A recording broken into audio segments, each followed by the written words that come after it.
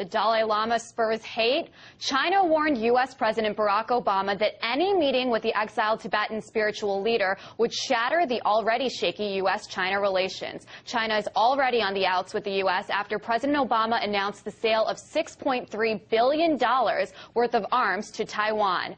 Well, joining me to talk about China's warning to the U.S. is investigative journalist Webster Tarpley. Webster, thanks so much for joining me. So first of all, normally it's the United States that threatens or imposes sanctions on other countries, but now it seems like the reverse might be happening. Is this the beginning of a new era in the world, or maybe more specifically between the United States and China? The Chinese may sanction an entire array of U.S. aerospace companies, starting with Boeing, Northrop Grumman, many others. But I think there's a big picture.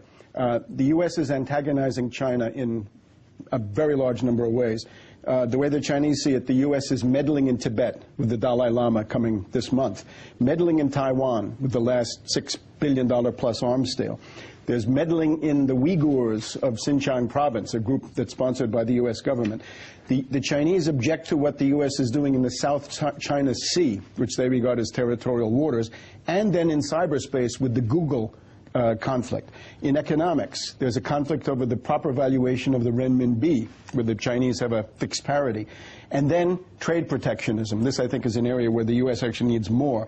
But then we get into the multilateral areas, and this is where it gets thorny and hard to control. On Copenhagen, the U.S. and the British resent the Chinese for blocking this idea of a world carbon dictatorship, which would have been used then to strangle the development of China, India, and a bunch of others. And then we get to the real hotspot, I think, which is the Gulf and Iran. And I would point everybody to the speech given by Secretary Clinton in Paris last week at the École Militaire, where she basically says to China, you have the following choice. You should vote for sanctions against Iran.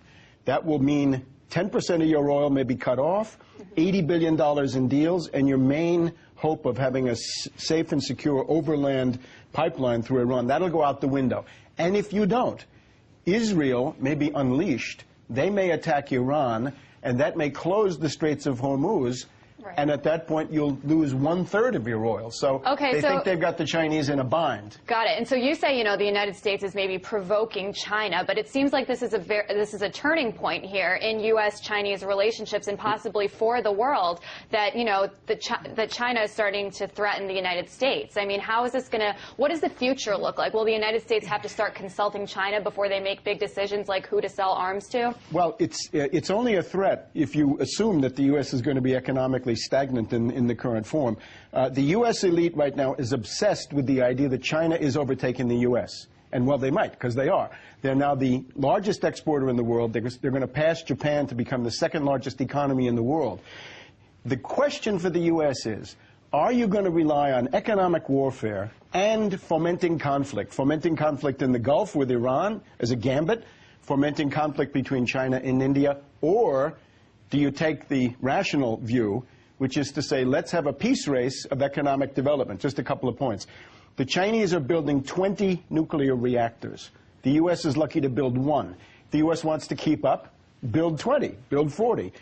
Fast rail. The Chinese have maglev. They have the best bullet train in the world. They're building 16,000 miles of fast rail, $300 billion. Obama's saying, I'll spend $12 billion. Above all, space. The Chinese are going to the moon. Based on Obama's budget, the U.S. is going nowhere. Right. And if the U.S. elite doesn't want to fall behind, they've got to keep up. In other words, that means make massive investments in each one of those areas. So obviously, the Chinese have said that they're not happy about President Barack Obama's plans to meet with the Dalai Lama. And mysteriously, the Deputy Secretary of State Jim Steinberg's plans to visit China have been canceled. So it seems like there's a lot going on behind the scenes. There's a lot of tension. How can this tension be resolved?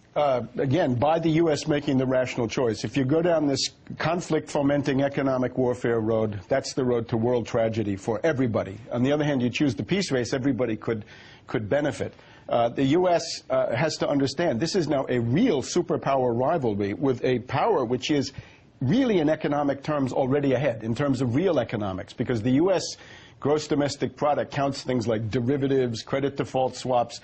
The U.S. now has an economy which is great for Goldman Sachs and J.P. Morgan, but when it comes to the things on which real economic power are based, the U.S. is basically nowhere and drifting even further into backwardness. And really quickly, a Chinese official said in Beijing the other day that we will take corresponding measures to make the relevant countries realize their mistakes, obviously referring to President Obama's meeting with the Dalai Lama. What kind of corresponding measures could the Chinese take here? Well, the obvious one is this sanctioning of Boeing, and it works even through the U.S. Congress. In other words, if the Chinese say, look, Boeing, we're depriving you of this tremendous market in China, at that point, that's going to mean a U.S. political crisis expressed through the Congress. The U.S. is just too weak economically to withstand that kind of thing, and Obama's probably too weak politically. So it might be a healthy shock to realize that you're no longer the sole superpower or hyperpower, that you're dealing with countries that are, in this case, every bit your equal and maybe your superior. Well, Webster, thank you so much for joining me. And of course, we'll see what those, quote, corresponding measures are for the United States when it comes to President Obama's meeting with the Dalai Lama.